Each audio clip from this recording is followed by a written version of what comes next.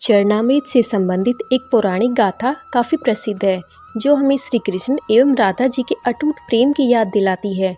कहते हैं कि एक बार नंदलाल काफ़ी बीमार पड़ गई। कोई दवा या जड़ी बूटी उन पर बेअसर साबित हो रही थी।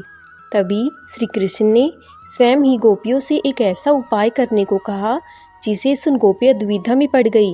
दरअसल श्री कृष्ण ने गोपियों से उन्हें चरणामृत पिलाने को कहा। उनका मानना था कि उनके परम भक्त या फिर जो उनसे अति प्रेम करता है तथा उनकी चिंता करता है, यदि उसके पाँव को धोने के लिए इस्तेमाल हुए जल को वे ग्रहण कर ले तो वे निश्चित ही ठीक हो जाएंगे। लेकिन दूसरी ओर गोपियाँ और भी चिंता में पड़ गई। श्री कृष्ण उन सभी गोपियों के लिए बेहद महत्वपूर्ण थे। वे सभी उनकी परम भक्त थी, लेकिन उन्हें इस उपाय के निष्फल होने की चिंता सता रही थी।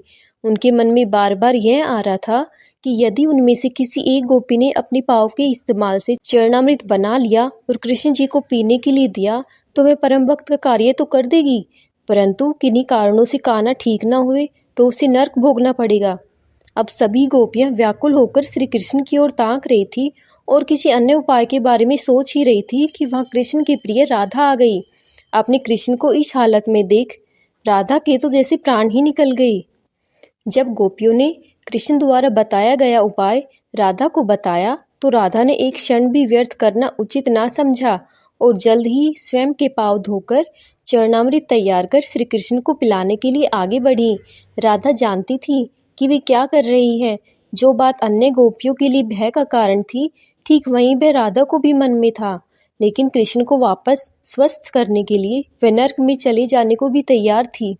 आखिरकार कान्हा ने चरणामृत ग्रहण किया और देखते ही देखते वे ठीक हो गई, क्योंकि वह राधा ही थी जिनके प्यार एवं सच्ची निष्ठा से कृष्ण जी तुरंत स्वस्थ हो गए। अपने कृष्ण को निरोग देखने के लिए राधा जी ने एक बार भी स्वयं के भविष्य की चिंता ना की और वही किया जो उनका धर्म था।